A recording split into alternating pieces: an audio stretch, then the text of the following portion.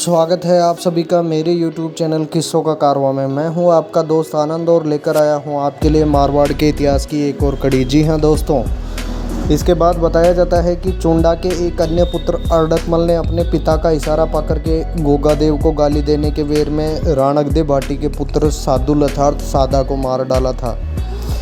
इसका प्रकरण अपन नैणसी की ख्यात में इस प्रकार पढ़ते हैं कि एक दिन अर्डकमल चुंडावत ने भैंसे पर लोह किया और एक ही हाथ से भैंसे के दो टूक हो गए। तब सरदारों ने उसकी बड़ी प्रशंसा की, लेकिन राव चुंडा अपने पुत्र के इस शौर्य से अप्रसन्न हुआ। चुंडा जी बोले, ये क्या अच्छा हुआ? अच्छा तो तब होता जब ऐसा घाव राणकदेव भाटी अर्थात या उसके पुत्र सादा के ऊपर किया जाता। मुझे राणकदेव भाटी आज भी खटकता है। उसने गोगादेव को जो गाली दी वह निरंतर मेरे हृदय में साल रही है। अर्डकमल ने पिता के इस कथन को अपने मन में धर लिया और जगह जगह पर राणकदेव और उसके पुत्र सादा का पता लगाने के लिए अपने गुप्तचर नियुक्त कर दिए। उस समय छापर द्रोणपुर में मोहिल राज किया करते थे।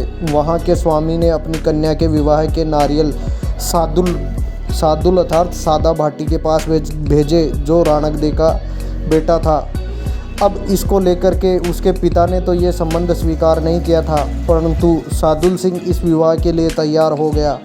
छापर पहुंचकर उसने माणक देवी के साथ विवाह किया। इसके बाद ओरिट गांव में उसके 2 विवाह और हुए। मोइलों की राय थी कि सादुल पहले की तरह चला जाए, पीछे से उसके विश्वास पात्र के साथ उसकी दुल्हन को भेज दिया जाए, पर सादुल इस बात पर राजी नहीं हुआ। त्याग बांटकर वह सपत्नीक चल पड़ा। राठौड़ों के गुप्तचरों ने मोहिलों के यहाँ सादुल के विवाह होने की खबर अर्डकमल को दी। वह तुरंत नागौर से चढ़ा और लाया के मगरे के पास उसने सादुल को जाकर के घेर लिया और कहा, बड़े सरदार जाओ मत, मैं बड़ी दूर से तुम्हारे लिए आया हूँ। तब ढाडी बोला, उड़े मोर करे पलाई, मोरे जाई पर सादो न जाए। राजपूतों ने अपने अपने शस्त्र संभाले। युद्ध हुआ, कई आदमी मारे गए। अर्डकमल ने घोड़े से उतरकर सादुल के अश्व पर हाथ मारा कि उसके पीछे के दोनों टांग कट गए, और बताया जाता है कि साथ ही उसने सादुल का भी काम तमाम कर दिया। मोइलनी ने अपने एक हाथ काटकर सादुल के साथ जलाया और आप पूगल जाकर सास ससुर के दर्शन करने के बाद सती हो गई। बताया जाता है कि अर्डकमल ने नागौर आकर अपने पिता के चरणों में शीश नवाया। राव चुंडा उसके कार्य से प्रसन्न होकर के डीडवाने का पट्टा उसके नाम कर दिया। जी हाँ दोस्तों, इसी समय राव चुंडा की मोहिल रानी के पुत्र होने पर उसने अपने पुत्र को घूंटी नहीं दी। जब यह खबर मिलने पर चुंडा ने जाकर इसका कारण पूछा तो रानी ने कहा कि आपके ज्येष्ठ पुत्र रणमल को यहाँ से निकाल दो घर से, तब इसको घूंटी दूँ। अर्थात उनका सीधा सीधा मतलब ये था कि राव चुंडा का जो उत्तराधिकारी होगा वो मेरे पुत्र को बनाया जाए, ना कि रणमल को। राव चुंडा ने रणमल को बुला कर के समझाया कि बेटा तुम तो सपूत हो, पिता की आज्ञा मानना पुत्र का धर्म होता है।